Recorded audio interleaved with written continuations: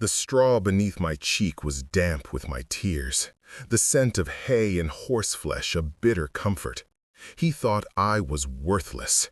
Alpha Valerius, with his cruel, perfect face and eyes the color of a winter storm, had looked right through me as if I were nothing more than a ghost haunting the great hall. My father's desperate hopes, my mother's trembling hands pushing me forward. It had all curdled into this single, searing moment of humiliation.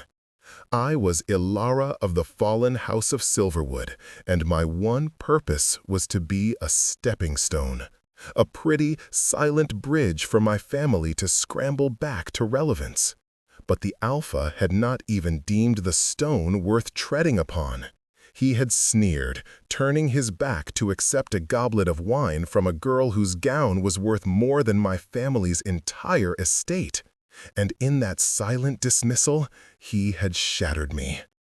So I had run, past the pitying glances and hushed whispers, to the only place where silence felt like a bomb instead of a judgment, the stables. Wait, before the next revelation unfolds, if this mystery has already captivated you, let us know where you're following this story from. To ensure you don't miss unexpected claims, broken bonds, or awakenings under the moon, subscribe and stay close. Now, back to the scene. A soft nicker broke through my shuddering sobs. It was Lyra, my mother's old mare, her muzzle velvety as she nudged my hair. I wrapped my arms around her strong neck, burying my face in her mane as a fresh wave of grief washed over me. I had failed. We would lose everything now. The debt collectors would come, and the last vestiges of our pride would be stripped away. She worries when you cry. The voice was quiet, so quiet it was almost part of the rustling straw. I stiffened, pulling back from the horse as I scrubbed furiously at my eyes. I hadn't realized anyone else was here. In the dim light of the lantern hanging from a wooden beam, I saw him, the stable boy. I'd seen him before, a peripheral figure who was always present but never seen. He was lean, dressed in scuffed leather breeches and a simple tunic, with a smudge of dirt on his jaw. His hair was the color of dark, wet earth, and it fell across his brow, shadowing his eyes. He wasn't looking at me, but at the mare, his hand resting gently on her flank. "I'm sorry," I whispered, my voice thick. "I didn't mean to disturb you." He finally turned his head, and for the first time I met his gaze. His eyes were startling. Not the icy blue of an alpha or the sharp amber of a beta, but a deep, mossy green, calm and steady as a forest pool. There was no pity in them, no curiosity, no judgment. It was a simple, profound seeing. It unnerved me more than Valerius's contempt. "You're not disturbing me," he said, his voice a low, soothing rumble. "You're upsetting her." He gave Lyra a soft pat. She's always been sensitive to sorrow. I swallowed hard, shame burning my throat. "I'll go." "No." The word was soft, but it stopped me. He still didn't move closer, respecting a boundary I hadn't even known I needed. "Stay. The air in the hall is stale with pride. It's better here." He turned back to his work, forking fresh hay into an empty stall with an economy of movement that was almost graceful. He didn't press me for details, didn't offer empty platitudes. He just existed in the space with me, his quiet presence a shield against the echoing laughter I could still imagine from the party. I sank back down into the hay, pulling my knees to my chest, and watched him work. His name, I thought, was Kalen. I'd heard one of the other grooms shout it once. It meant nothing. He was a stable boy, an omega, most likely, or a packless stray given shelter for work. He was as invisible to the world as I now felt. And yet, as he moved through the warm, breathing darkness of the stables, a strange sense of peace began to settle over me. He worked with a deep, abiding respect for the animals.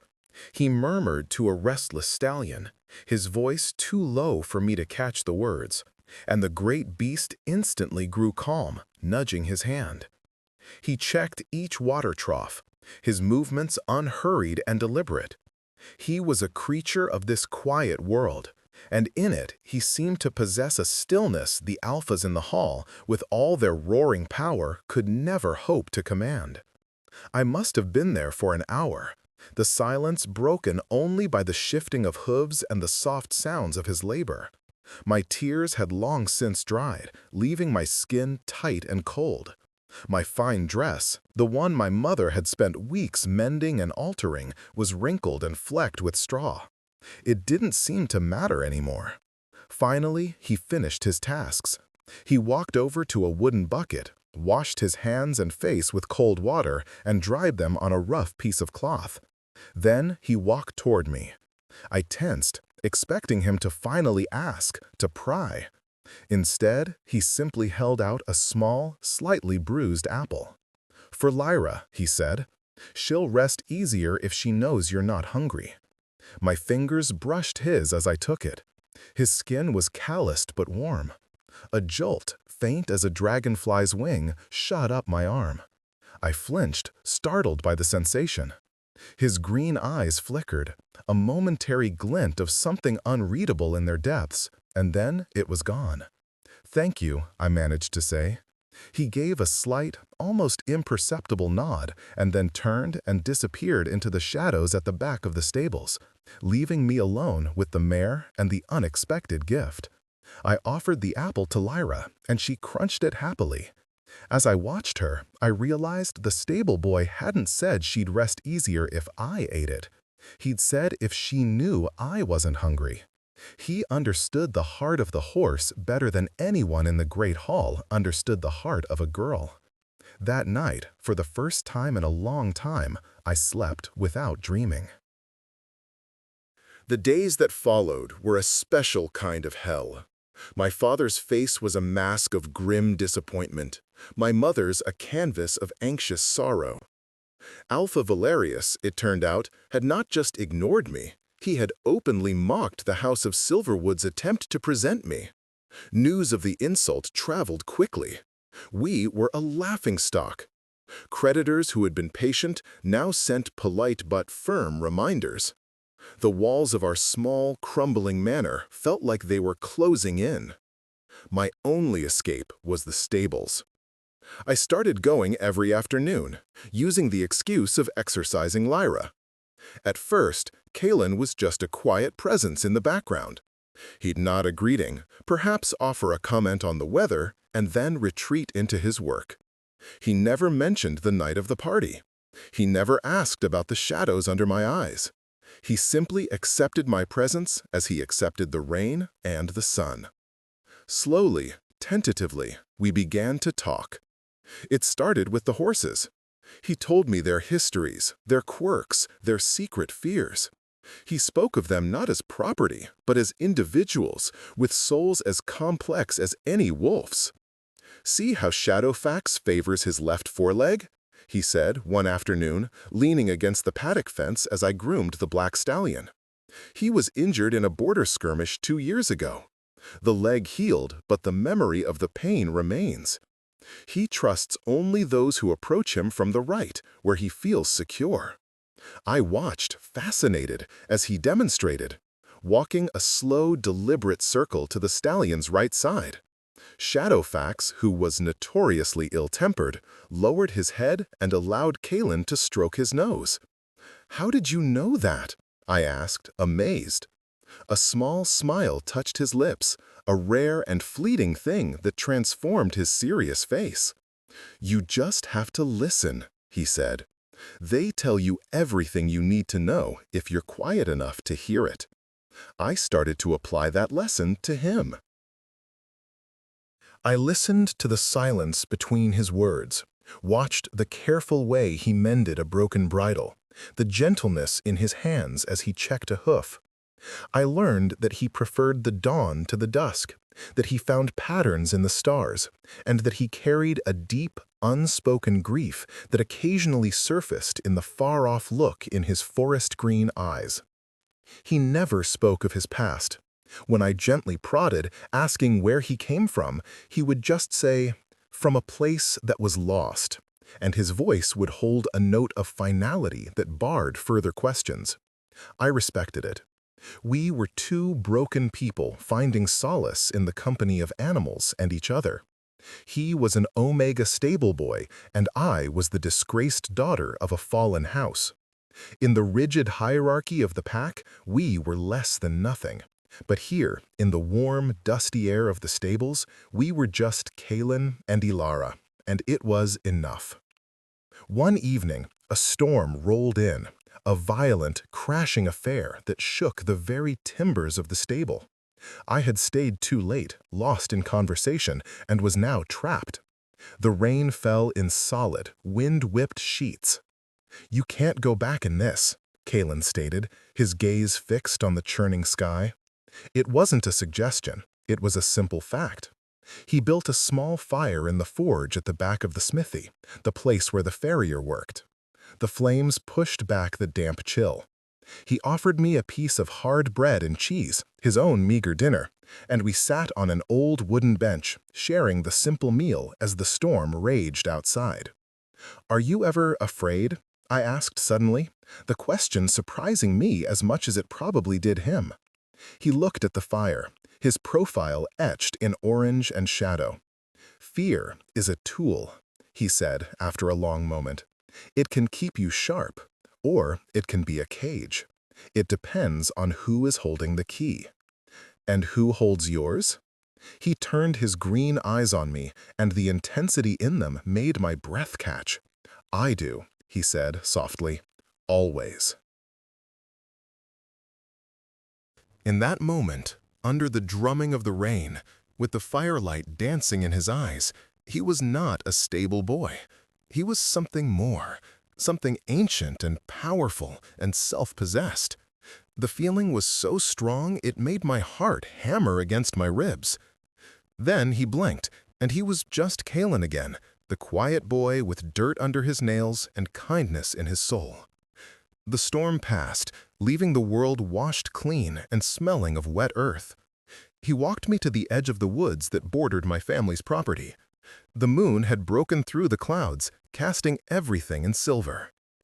"Thank you, Kaylin," I said, hesitating at the tree line, for everything." "Get home safe, Ilara," he murmured, his voice rough. I wanted to say more, to explain how his quiet companionship was becoming the anchor in my turbulent life, but the words wouldn't come. Instead, I stood on my toes and gently kissed his cheek. It was a fleeting, innocent gesture, but it felt momentous. His skin was cool from the rain-washed air. He went utterly still, his whole body rigid with surprise. I didn't wait for a reaction. I turned and fled into the woods, my heart soaring with a terrifying, exhilarating emotion I didn't dare name. I didn't see the look in his eyes as he watched me go, a look of profound longing and agonizing conflict, as if my simple kiss had both healed a wound and torn it wide open. My small act of rebellion did not go unnoticed. Alpha Valerius, accustomed to being the center of every maiden's world, was incensed by my complete lack of interest in him. My public avoidance was a greater insult than my family's initial clumsy presentation. He began to see me not as an object of desire, but as a challenge to his authority. He started appearing whenever I was near.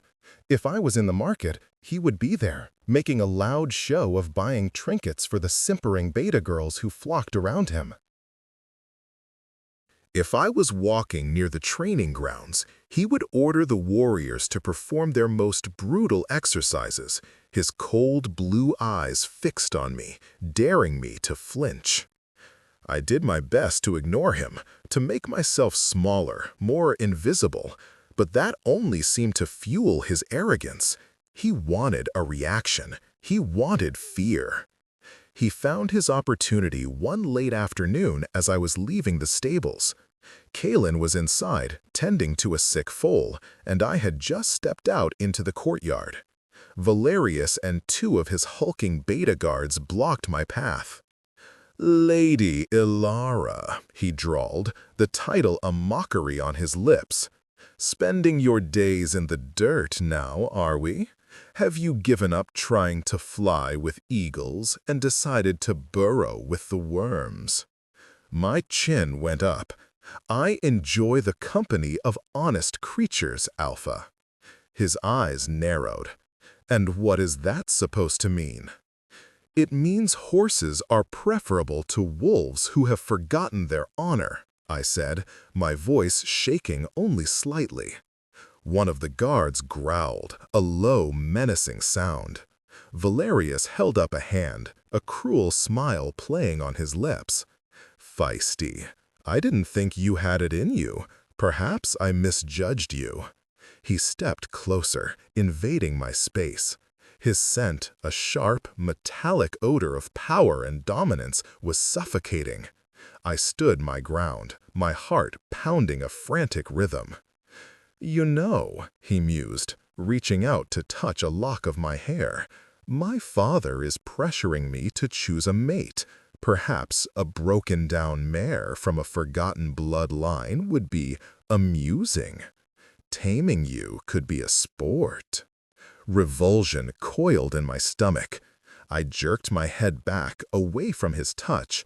"I would rather die," I spat. His smile vanished. The mask of civility dropped, revealing the raw, ugly predator beneath. He lunged, his hand clamping around my arm like a band of iron. I cried out, struggling against his grip, but it was useless. He was an alpha in his prime. I was a whisper against a hurricane. "Let her go!" The voice cut through the air, low and cold as river stone. It was Kalen. He stood at the stable door, his frame silhouetted against the dim interior. He held a pitchfork, but his grip on it was loose, casual. He didn't look threatening. He just looked present. Valerius laughed, a harsh, ugly sound. "And who is this, your champion? A stable boy reeking of manure? Go back to your shoveling, Omega, before I decide to break you." Kalen took a single step forward, out of the shadows. His moss-green eyes were flat, all their usual warmth gone. They were fixed on Valerius's hand on my arm. "I said," he repeated, his voice dropping even lower, resonating with an authority that made the air crackle, "let her go." Something flickered in Valerius's eyes. Not fear, but confusion. An alpha did not take orders from an omega. It was against the natural order of things. Yet there was something in Kalen's stance, in the absolute stillness of his gaze, that gave him pause. It was like a dog barking at a tiger, suddenly realizing its mistake. "You dare command me?" Valerius snarled, tightening his grip on my arm. I gasped in pain. Kalen's eyes shifted from Valerius's hand to his face. He didn't raise the pitchfork.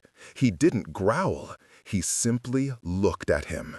And in that look, I saw a promise of such profound and intricate violence that my blood ran cold. He wouldn't just fight Valerius. He would unmake him. The two betas shifted uneasily, their instinct screaming that something was wrong. Valerius, blinded by his own arrogance, felt it too, but couldn't comprehend it. How could this dirt-streaked menial project such an overwhelming wave of pure, undiluted power? It felt ancient, elemental. With a curse, Valerius shoved me away. I stumbled back, catching myself on the stable wall.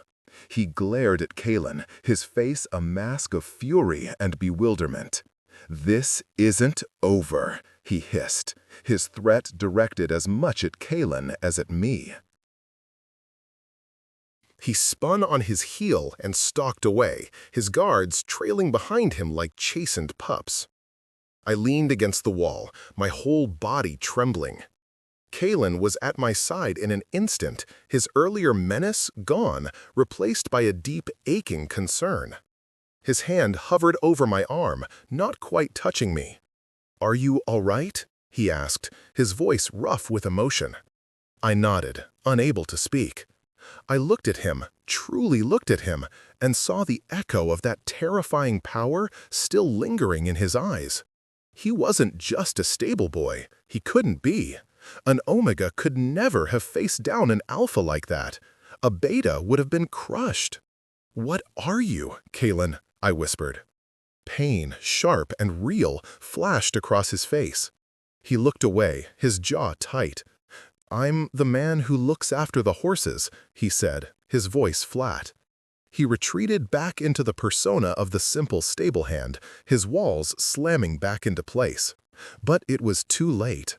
I had seen behind the curtain, and I knew with a certainty that chilled me to the bone that the quiet, gentle boy I had been falling for was a dangerous, beautiful lie. The incident with Valerius left a rift between us. I was afraid, not of Kalen, but of the questions he represented. He, in turn, became more withdrawn than ever, as if my glimpse of his true nature had been a violation. The easy comfort we had shared was replaced by a tense, unspoken awareness. We were still drawn to each other, orbits refusing to break, but a wall of glass now stood between us. I tried to understand. I watched him constantly, searching for clues. Was he a rogue wolf? A disgraced Beta from another pack, hiding in plain sight? Nothing made sense. The power I had felt from him was not the simple strength of a warrior. It was the bedrock authority of a ruler. It was the kind of power I had only ever read about in old legends, the power of the first alphas. The thought was so ludicrous I dismissed it as soon as it formed. My family, meanwhile, had found a new, horrifying solution to our problems. With Valerius clearly out of the picture, my father had arranged a betrothal for me with Lord Malik, an old, cruel alpha from a neighboring pack known for his wealth and his temper. He had 3 previous mates, all of whom had died under mysterious circumstances. He was looking for a 4th, a young one from a noble but powerless line to bear him an heir. I was the perfect candidate. I was property to be traded. When my father told me, the world went silent. The blood drained from my face. I saw my future laid out before me, a gilded cage, a brutal mate, and a slow, suffocating death of the spirit. "No," I whispered. "You have no choice, Alara," my father boomed, his desperation making him cruel. "He will forgive our debts. He will restore our name. You will do this for your family." That night, I didn't just run to the stables. I fled there, my heart a frantic bird beating against the bars of my ribs. I found Kalen currying Lyra, his movements slow and methodical in the lantern light. He looked up as I burst in, my face pale and tear-streaked. He knew instantly that something was terribly wrong. "What is it?" he asked, dropping the brush. "They've sold me," I choked out, the words tasting like poison. "I'm to be mated to Lord Malik." Every ounce of color drained from Kalen's face. His hands clenched into fists of his sides. The name Malik hung in the air between us, a foul stench. Kalen knew of him, everyone did. He was a monster who draped himself in silks and jewels. "No," Kalen said, the word a raw, guttural sound, torn from deep within his chest. It was not a denial, it was a decree. It was the most definitive sound I had ever heard. "I have no choice," I sobbed, collapsing against Lyra's side. "It's done. The contract is drawn." He crossed the space between us in 2 long strides. He gripped my shoulders, his hands surprisingly gentle, and forced me to look at him. His green eyes were burning, blazing with an emotion so fierce it scorched me. "Listen to me, Elara," he said, his voice low and urgent. "This will not happen. I will not let it happen." "How?" I cried, my hope a fragile, painful thing. "What can you do? You're a stable boy. He is a Lord Alpha. He'll kill you for even looking at me." "Let him try," he breathed, and the sheer, unadulterated fury in his voice was terrifying. For a second, I thought his eyes flashed gold, but it must have been a trick of the lantern light. "There are things you don't understand, things I should have told you." "Then tell me now," I pleaded, grabbing the front of his tunic. "Who are you, Kalen? Please." He closed his eyes, a look of profound anguish on his face. "I can't, not yet. To tell you now would be to put a target on your back bigger than Moloch could ever paint. You have to trust me." "Trust you? You're a stranger, a ghost. I know nothing about you, except that you're kind to horses and you lie with every breath you take about who you are." The accusation, born of fear and despair, flew from my lips before I could stop it. The words struck him like a physical blow. He flinched, his hands dropping from my shoulders. The fire in his eyes died, leaving only a deep, desolate hurt. He had shown me more of his true self than he had likely shown anyone in years, and I had thrown it back in his face. "I have never lied to you about what matters," he said. "His feelings for you, they are the only truth I have left."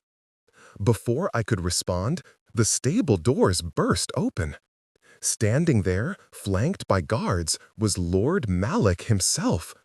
He was a large, florid man with small, piggy eyes that glittered with malice. He had come to inspect his new property. His gaze swept the stable, dismissing the horses, and landed on me. A greasy smile spread across his face. Then his eyes moved to Kalen, standing so close to me, his hand still outstretched. Malik's smile curdled. "And what is this?" he boomed, his voice oozing possessive rage. "The livestock is getting familiar with the goods before I've even taken delivery. Get your filthy hands off my mate, Omega." Kalen didn't move. He simply positioned himself slightly in front of me, a silent, unbreachable wall. "She is not your mate," Kalen said, his voice calm and lethal. Malik's face turned purple. "Insolent cur! I will gut you where you stand." He drew a wicked-looking dagger from his belt. "Seize him!" The guards hesitated. They, like Valerius's Betas, felt it too, the suffocating pressure of an authority that defied all logic. Moloch, enraged by their cowardice, charged forward himself, the dagger raised. "Kalen, no!" I screamed. But Kalen didn't even look at the dagger. His eyes were locked on Moloch's, and they were beginning to glow. It wasn't a trick of the light this time. It was a soft, internal luminescence, the color of molten gold. The air grew thick, heavy, vibrating with a power that seemed to be pouring out of him, a power that had been chained and leashed for years and was now straining to break free. "You," Kalen said, his voice changing, deepening, layering with echoes of command that shook the very foundations of the stable, "will touch her over my dead body." Moloch faltered, his charge slowing. He stared, his piggy eyes wide with a dawning horrified recognition. He had seen that golden glow before, read of it in the ancient texts. It was impossible. It was a myth. You can't be," he stammered, the dagger shaking in his hand. And then everything happened at once. From the woods surrounding the estate came a chorus of howls. Not the familiar cries of our pack, but the savage, hungry howls of invaders. An attack. The timing was too perfect to be a coincidence. Malik's rival, the Black Moon Pack, had chosen this moment of internal strife to strike. Panic erupted. The guards at Malik's back forgot all about the strange stable boy and spun around, drawing their own weapons. Malik himself was frozen, his gaze locked on Kalen, his face a mask of terror and disbelief. This was his chance. The chaos was his cover. Kalen grabbed my hand, his touch electric. "We have to go, now," he commanded, his voice all steel and urgency. He pulled me toward the back of the stables, toward a small hidden door I never knew existed. The sounds of fighting grew louder behind us, screams and the sickening clash of steel mingling with the snarls of wolves. "But my family," I cried, trying to pull away. "They'll be safe. The pack will defend the manor. It's you they'll be looking for," he shouted over the din. He shoved the door open, revealing the dark, rain-soaked woods. He pushed me through and then turned back for a fleeting second. He looked at the chaos, at the fear-stricken face of Lord Malik, and a look of cold, regal fury passed over his features. He was no longer hiding. Then he was through the door with me, pulling me into the concealing darkness of the forest as the world we knew dissolved into bloodshed behind us. The forest was a nightmare of tangled roots and whipping branches. Kalen pulled me along, his grip on my hand an iron certainty in the chaos. He moved with an unnatural speed and sureness, navigating the treacherous terrain as if he had been born to it. The sounds of battle faded behind us, replaced by the frantic pounding of my own heart and the rasp of my breath. We ran for what felt like hours, until my lungs burned and my legs were numb. Finally he slowed, pulling me into the shelter of a small rocky overhang, hidden from view by a curtain of thick ivy. I collapsed onto the damp ground, shivering and gasping for air. "We're safe here," he said. He stood watch at the edge of our hiding place, a silent sentinel scanning the woods. My mind was a maelstrom of confusion and terror. The attack, Lord Malik, Kalen's impossible display of power, it was too much to process. "The attack?" I panted. "Was it because of you?" He turned to look at me, his face grim in the moonlight that filtered through the leaves. "No. The Black Moon Pack has been waiting for an excuse to challenge our territory for years. Your betrothal to Malik, an alliance between two packs, was the catalyst they needed. They struck to prevent it. It was my fault. My cursed existence had brought war to my home." A fresh wave of despair washed over me. "Don't," he said, as if reading my thoughts. His voice was softer now. "This isn't your fault, Elara. This is the result of weak leadership and old greed. It was inevitable." He crouched down in front of me, his green eyes searching my face. The golden light was gone, but the intensity remained. "I should have told you everything from the beginning. I was a coward. I was so afraid of losing the one good, real thing in my life." "Losing what?" I whispered. "Losing me? Kalen, I don't even know who you are." He reached out and tucked a stray, damp strand of hair behind my ear. His touch was feather-light, yet it sent a tremor through my entire body. "You do know me," he said, his voice thick with emotion. "You know the part of me that matters, the part that you saw. The rest is a cage I've been in for a very long time." He took a deep breath, as if bracing himself.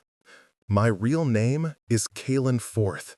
My family were the hereditary rulers of all the northern packs, bound by blood to the old magic. We were not just alphas, we were kings. But my uncle, Xylos, grew hungry for power. He believed the old ways, the treaties with humans and the balance of nature, made us weak. He staged a coup. He murdered my parents before my eyes and seized the throne. I stared at him, my heart stopping in my chest. A king, not a lord, not an alpha, the Alpha King. The legends were real. I was just a boy, he continued, his voice hollow with the memory of old pain. My parents' most loyal guard spirited me away, hiding me among the distant, forgotten packs. I grew up in exile, living as an Omega, a stable hand, a ghost. I've been hiding my entire life, watching, waiting for a chance to reclaim my birthright and avenge my family. I came here because this pack, under Valerius's weak father, was rotting from the inside. I needed to see the corruption for myself before I made my move. It all clicked into place. The innate authority, the way animals trusted him, the power that had made an alpha like Valerius pause and a brute like Malik tremble. It wasn't arrogance, it was sovereignty. And then I met you, he said, his voice dropping to a raw whisper. You were so broken that night, but you weren't bitter. You were kind to a horse when the whole world had been cruel to you. You saw me, Ilara, not a king, not an Omega, just a man. You showed me a kindness I hadn't known since I was a child, and I fell in love with you. The confession hung in the air, beautiful and devastating. He loved me, but he wasn't Kalen, the stable boy. He was Kalen Forth, the hidden king. The man I had fallen for was a shadow, a role he played. The pain of that thought must have shown on my face.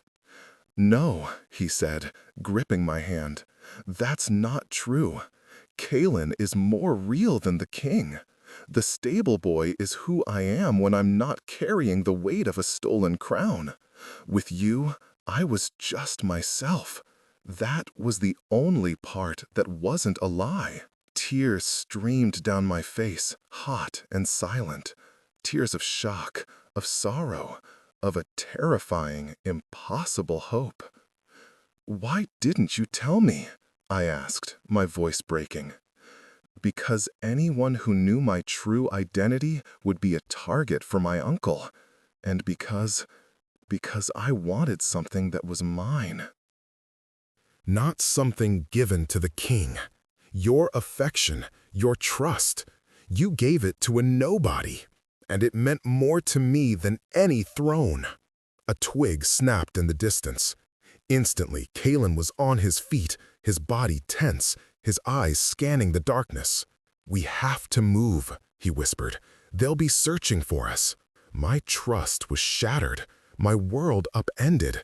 But as I looked at the man before me, the king in stable boy's clothing, I knew one thing with absolute certainty. I was safer with him and his dangerous truth than I would ever be in the gilded cage of a lie. I took his outstretched hand. Where are we going? To finish what started a lifetime ago, he said, his eyes hard as flint. I've been hiding long enough.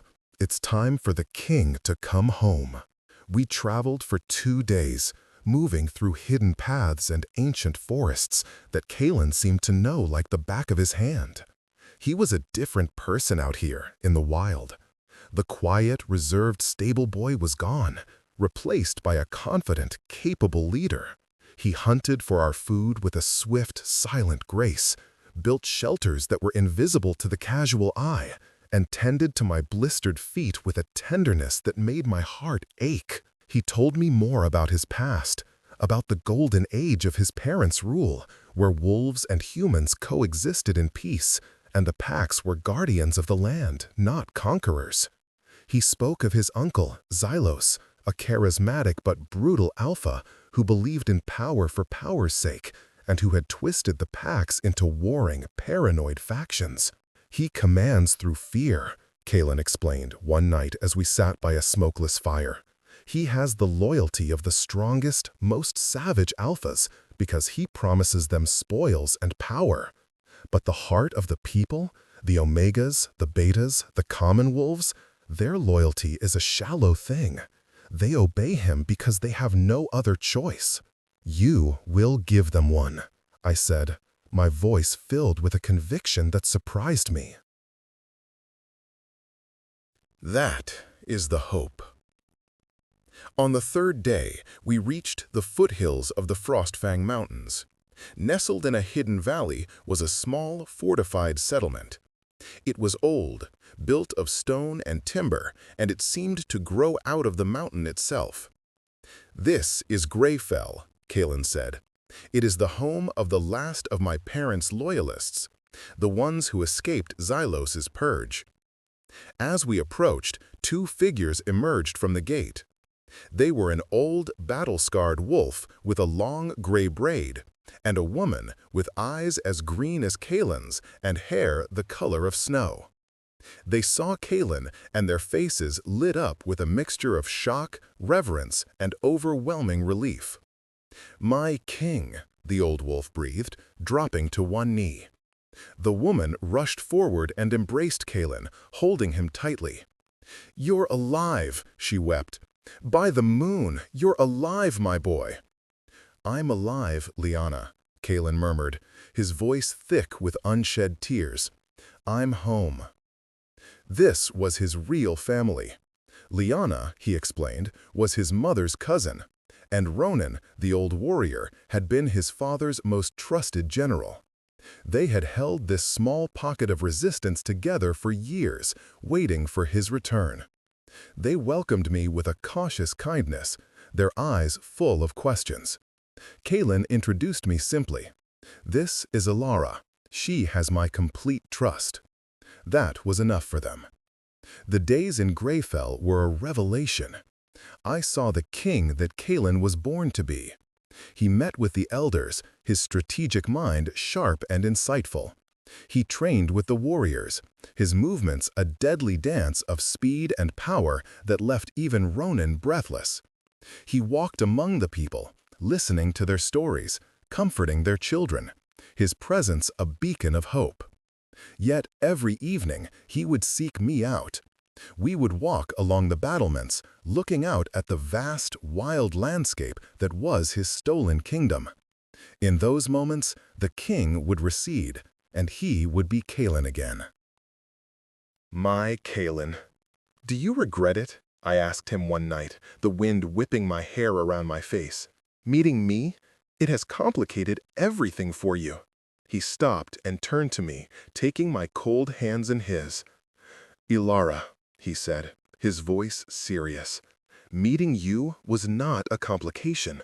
It was a clarification. I was fighting for a memory, for vengeance. You gave me something to fight for in the present. You reminded me what it is I'm fighting for. Not a crown, but a world where people like you are not sold, where kindness isn't a weakness, and where a person's worth isn't measured by their rank." He leaned in and kissed me.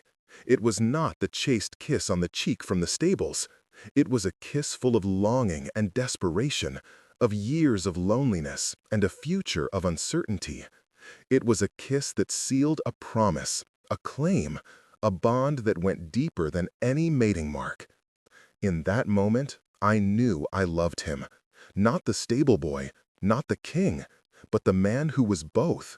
The man who had seen me when I was invisible. But our sanctuary was not to last. A scout returned, his face grim. Xylos knew Kalen was alive. Lord Malik, having survived the Black Moon attack, had crawled to the High King with the story of the golden-eyed stable boy. Xylos was gathering his armies. He was not just coming to crush the rebellion at Greyfell. He was coming to personally extinguish the last of his brother's line. And he had a new, terrifying weapon. He had captured my parents. He was using them as bait. He sent a message. carried by a terrified envoy.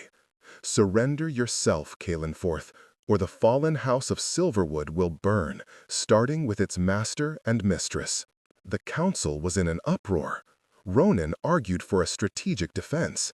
Lyanna argued for a preemptive strike. But Calen was silent, his face a mask of stone. He knew what Xylos was doing. He was targeting Calen's greatest strength, which was also his greatest weakness, his heart. This wasn't just about my parents. Xylos was testing him, trying to see if the stable boy had truly been left behind. I knew what I had to do. That night, I went to Calen's chambers. He was standing over a map, but his eyes were unfocused, staring into a future filled with impossible choices. "You can't surrender," I said softly. He looked up, his face etched with agony. "They are your parents, Elara. He will slaughter them." "My parents made their choice when they tried to sell me to a monster," I said, my voice hard, though it cost me everything to say it. "They chose a title over their daughter. Do not let my bloodline be the reason you sacrifice your own. Your people have waited for you for years. You are their hope. You cannot trade a kingdom for two people who had already thrown me away." He stared at me, his green eyes filled with a terrible admiration. "You would have me be that ruthless?" "I would have you be a king," I whispered, stepping closer and placing my hand over his heart. "The king I know you are, the king they need you to be." He covered my hand with his own, his thumb stroking my skin. A single tear tracked its way down his cheek. "The world does not deserve you, Elara of Silverwood." "Then let's build a world that does," I replied. A new resolve hardened his features. The conflict in his eyes cleared, replaced by a cold, sharp focus. He was no longer a boy torn between duty and love. He was a king who would integrate both into his very being. "He wants me to come to him," Calen said, his voice low and dangerous. "Fine, I will." He looked from me to the map, a daring, desperate plan forming in his mind. "But I will not come alone, and I will not come to surrender." He turned to me, his eyes blazing with the golden light of his lineage. "He thinks he is luring a mouse into a trap. He is about to find out he has summoned a dragon." The plan was audacious, bordering on suicidal. Xylos had demanded Calen present himself at the ancient summoning stones on the plains before his fortress of Ironhold. He was to come alone and unarmed. Calen agreed to the terms. But he would not be alone. While he walked the long, open path to the stones, Ronan and the 50 best warriors of Greyfell would use a forgotten goat track through the mountains to circle around and position themselves at the rear of Xylos's army. I, along with Lyanna and a handful of others, would create a diversion to the east, a fire, a distraction to draw some of the patrols away from the main force. The night before he was to leave, he came to me. He held out a small, intricately carved wooden box. Inside, on a bed of velvet, lay a single silver pendant shaped like a howling wolf under a crescent moon. It was the sigil of his house. "My mother gave this to me," he said, his voice thick. "It is said to protect the wearer. I want you to have it." He fastened it around my neck, his fingers warm against my skin. "Calen," I whispered, my heart aching, "come back." He cupped my face in his hands, his thumbs stroking my cheeks. "I have more to come back to now than I ever have in my life," he murmured. He kissed me deeply, a desperate, possessive kiss that tasted of love and fear and goodbye. "When this is over, Elara, there will be no more hiding, no more lies, just you and me." The dawn broke, cold and gray. I watched from the battlements as he rode out, a lone figure on a black horse, dressed not in armor but in the simple tunic and breeches of a stable hand. He was facing an army, a tyrant, and the ghost of his past, and he was doing it as the man I first met. It was a statement. He was not his uncle.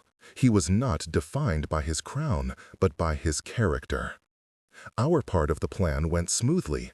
The diversionary fire drew a squadron of Xylos's outriders, just as we'd hoped. Then came the agonizing wait. We were too far to see the summoning stones, too far to hear the clash of battle. We could only watch the sky and pray. At the summoning stones, Kalen faced his uncle. Xylos was a giant of a man, clad in black iron armor, his face a roadmap of cruelties. Behind him, his army stretched like a sea of steel.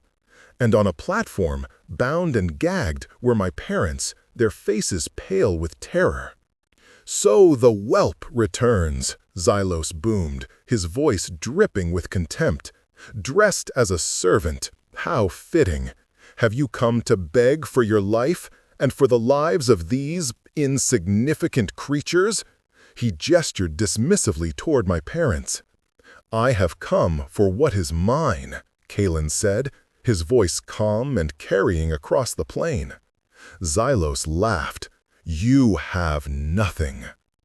"I have the loyalty of the people you oppress," Kalen called out, his voice rising, speaking not just to Xylos, but to the thousands of soldiers listening.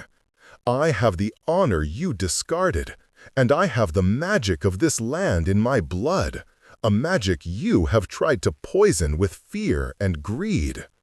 As he spoke, the golden light began to emanate from him, soft at first, then growing brighter, more powerful. The air crackled, the ground beneath his feet seemed to hum. The soldiers in Xylos's army shifted, their wolves whining in their minds, recognizing a power far older and more profound than their alpha's brute force. Xylos's face contorted with rage. "Words! You offer them words! I offer them glory!" He drew his massive broadsword. "Kill him!" But before his honor guard could move, a war horn sounded from the rear of his army. Ronan and his warriors burst from the trees, slamming into the unsuspecting back lines. Chaos erupted. Xylos's perfectly disciplined army, caught completely by surprise, began to fracture. Xylos roared in fury, realizing he'd been tricked. "You!" he screamed at Kalen, his eyes promising murder. He charged forward, his sword raised. Kalen did not draw a weapon. He stood his ground, and as his uncle bore down on him, he closed his eyes and slammed his open palms onto the earth. A shockwave of pure, golden energy erupted from him. It rippled through the ground, not a wave of destruction, but of truth. It struck every wolf on that field, and in their minds they saw a vision. They saw Xylos murdering his brother, the true king. They saw the corruption, the lies, the fear he had used to rule them.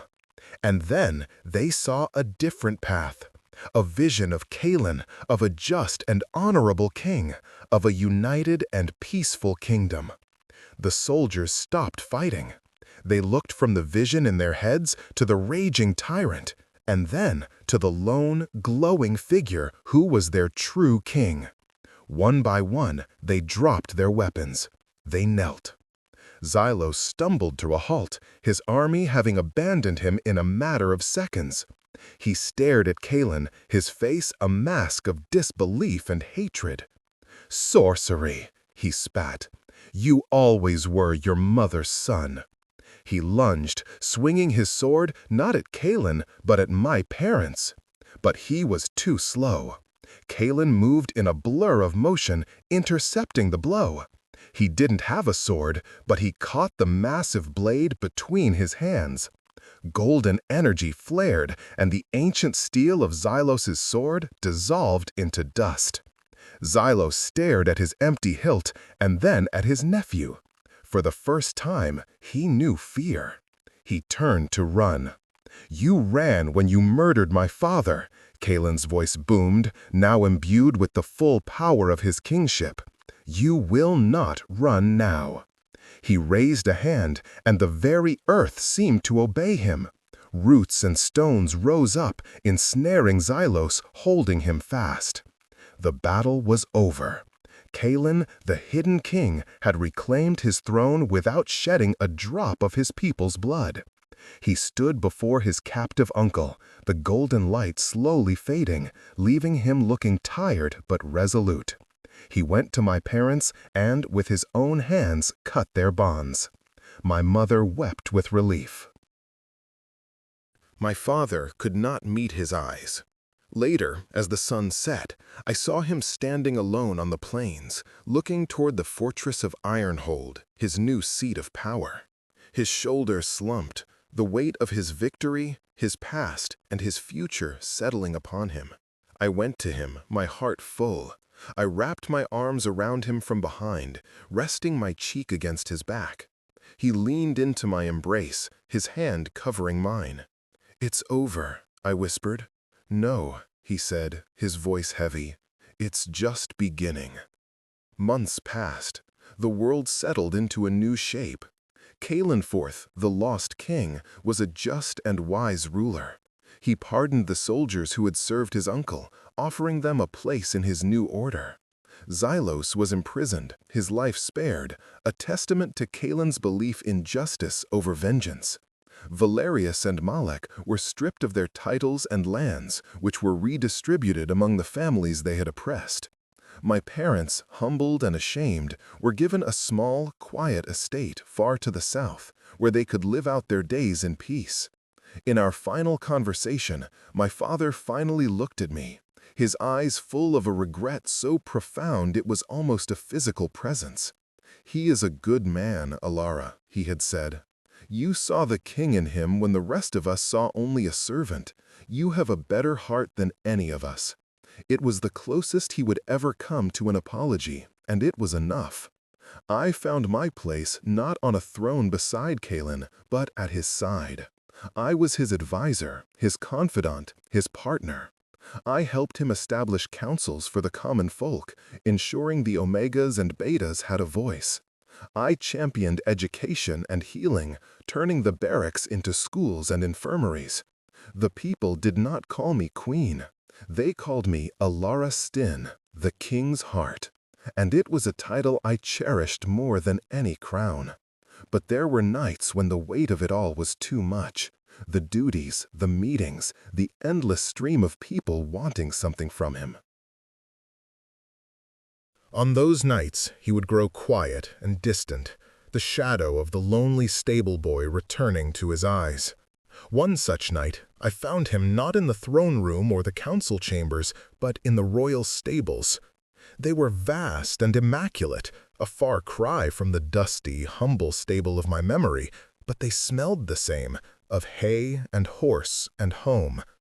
He was there, in the stall of the black stallion he had ridden out to face his uncle. He wasn't wearing his silver-embroidered tunic of state, but a simple linen shirt, his sleeves rolled up. He was brushing the horse's coat with long, steady strokes, his forehead resting against the great beast's flank. The king was gone. It was just Kalen. I walked toward him, my footsteps silent in the straw. He didn't look up, but I knew he felt my presence. "I was just listening," he murmured, his voice a low rumble. "And what is he telling you?" I asked, coming to stand beside him, my hand resting on his back. He turned his head, and his beautiful moss-green eyes met mine. A small, tired smile touched his lips. "He's telling me that he's tired of parades. He misses the quiet fields. As do I whispered. He put the brush down and turned to face me fully, pulling me into his arms. He buried his face in my hair, inhaling deeply. "I'm sorry, Alara, for all of this, for this cage of duty. I miss our silence." I pulled back just enough to look at him, my hands framing his face. "This is not a cage," I told him softly but fiercely. "This is a garden we are building together. It is hard work, but it is good work. And there is still silence to be found." I took his hand and led him from the stall, through the sleeping stables, and out a small back door. The moon was high and full, bathing the world in a gentle silver light. We walked away from the imposing stone fortress across the fields until the sounds of the castle were replaced by the chirping of crickets and the whisper of the wind. We stopped under a great, ancient oak tree. Its branches spread like welcoming arms. Here there were no guards, no petitioners, no crowns. He was not the king.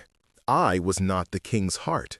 We were a boy and a girl who had found each other in the straw, two lonely souls who had made each other whole. He pulled me close, his arms wrapping around me and mine around him. We held each other in the profound, perfect silence of the moonlit night, two hearts beating as one. It was a language only we understood, a promise that no matter what titles we wore or what burdens we carried, we would always have this. We would always have us.